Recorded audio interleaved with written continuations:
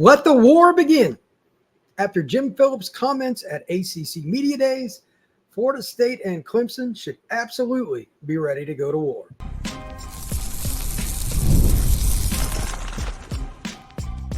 You are Locked On Seminoles, your daily podcast on the Florida State Seminoles. Part of the Locked On Podcast Network, your team every day. Back into Locked On Seminoles, I am your host, Brian Smith, here with a bonus episode after Jim Phillips said some interesting comments at ACC Media Days to kick off the event. And I'm just going to comment on it, not going to worry about anything else. Just here we go. This is the only subject. Hopefully I don't go more than about 12 minutes or so, try to get to some points. But first off, opening remarks. I didn't even consider when I did my full-on podcast earlier today, previewing the ACC and things that Jim would have a chance to comment on, that he wouldn't even give an opportunity for Clemson or Florida State or any other school in any other league for that matter, the opportunity to have their own opinion and to challenge something. I thought it would be automatic, apparently incorrectly, that it's cool to at least look at your opportunities.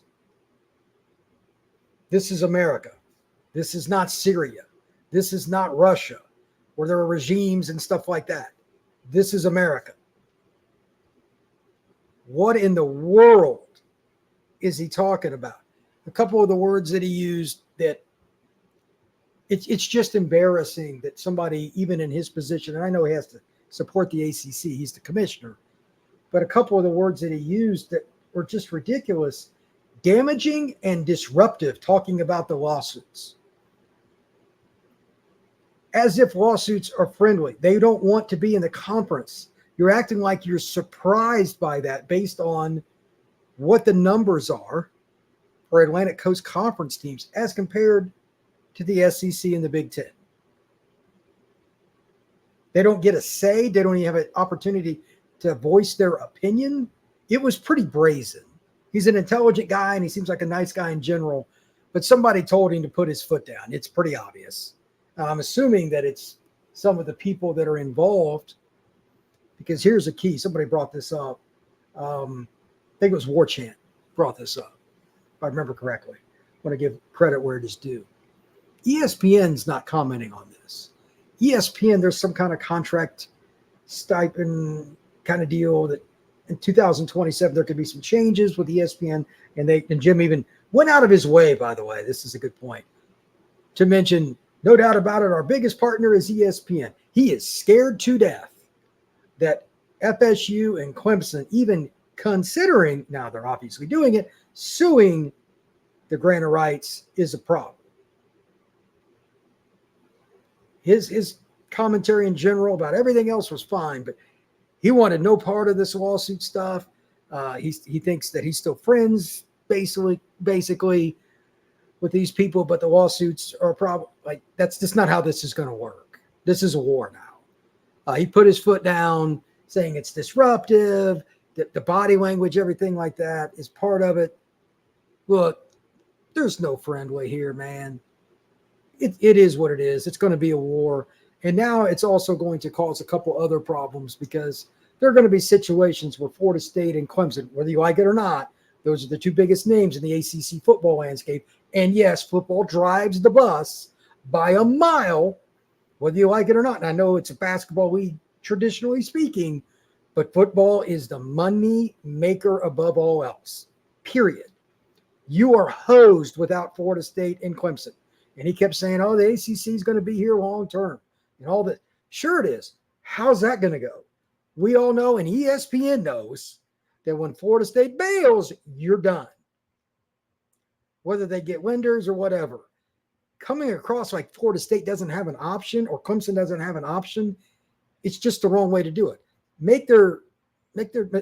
Don't allow yourself to have a poor moment by not just saying, we respect their decision to look into things. He could have just said one line, 2 seconds, just one line, and he'd have fixed it.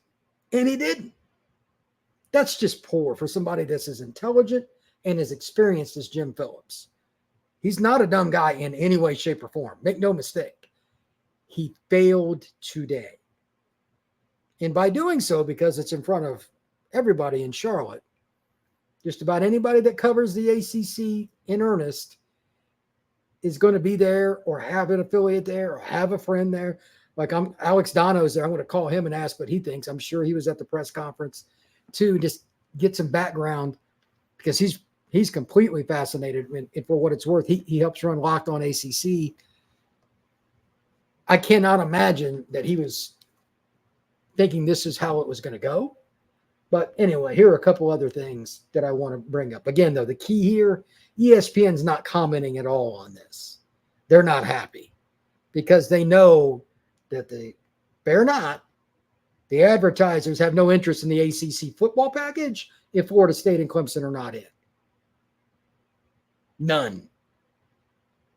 You have to have elite teams competing for the playoff. If you don't believe me, see how many big-time advertisers are knocking on the door at the Big 12. How many elite tradition-rich programs they have? 0. They've got some pretty big brands, like Utah has a big sell in their state, and Arizona, and they got some unique brands that have brought in, but you still don't have Texas or Oklahoma. Fair or not, cachet matters. Florida State and Clemson have that. These schools in football, by and large, don't. Miami to a certain degree, but they don't have the same selling power because their fan base is small. It's a private school. And then even with that, like North Carolina could be if they ever figured it out, but it's still a basketball school and they don't take football serious enough.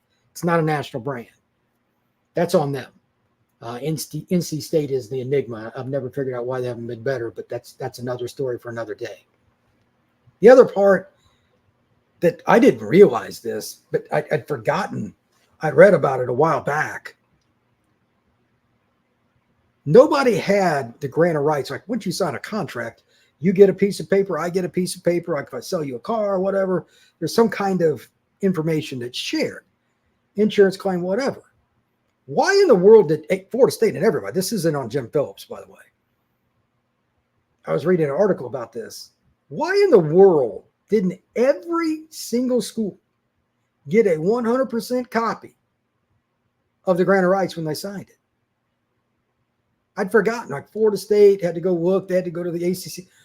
Why would you not have access to that? And why wouldn't the free world have access to that? It's a basic contract.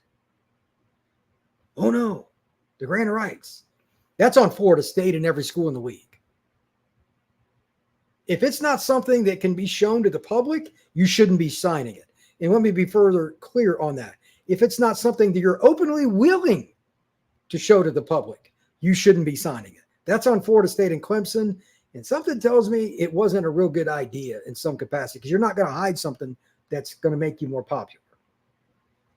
I'd love to know what the reasoning is on that. And that's another tangent from this, but somebody brought that up in an article at ESPN. I'll get the guy's credit here. ESPN writer David Hale. Good point by David. Absolutely. What are you doing? So here's my end all, and I'm going to finish this a little quicker than I originally thought. So I did a little better than I thought I would because I didn't drag this on too much. But if Florida State and Clemson, I mean, they're one and the same in this. I know they're separate lawsuits, but their end game's the same. Don't take this as brazen. You can imagine that like Sweeney and Norvell, they'll do the bare minimum. They're not going to help anybody now. He set this up by the way he did it. Everybody's human. There is no way they're going to go out of their way to help the ACC. Now, they'll do the interviews on the sidelines. They're not going to be mean to the media, stuff like that. That's not my point. But there are so many backdoor things that go on with college football that I can't even explain it to everybody, that you have to have the coaches do it. Again, it's cachet with boosters, with media people, with advertising. They hate it. They hate it. Like the booster meetings, these coaches don't like those meetings. I'm telling you, I know a lot of you probably don't want to hear. They don't like those meetings as a general rule. All that stuff, anything to help the ACC, you can forget it. Those kinds of things are going to go out the window. He didn't choose his words wisely. And again, just to reiterate, all he had to do is just say, I understand Florida State and Clemson exploring their options. I don't agree with what they're doing, but I understand. He'd have been off the hook. He couldn't even do that. If somebody had told Phillips to do that, he should have said, no, I'm not doing that. fire me on the spot. He's a rich guy. Why would he care? Don't be disrespectful and come out and lie. But I don't think that's the case. Like, you could tell from everything I've been told and everything, like things leading up to it, he feels like this is personal. This is business, bro. This is business. So anyway, to wrap it up, I think it's about to get really ugly between Florida State, Clemson, and the Atlantic Coast Conference. How this impacts the TV deals and what fair or not, ESPN's and everything. Again, they have not commented. We're headed towards an ugly, ugly spot in college football. And I don't know how it will end, but when they do, you're going to see probably more lawsuits. Somebody else, it could be personal. There are going to be all kinds of things. Something tells me this is going to go in the wrong path. I hope I'm wrong. And I would love to say that I am in the end, like 5-10 years after, when these schools leave, that it is. But right now, I don't necessarily think that's the case.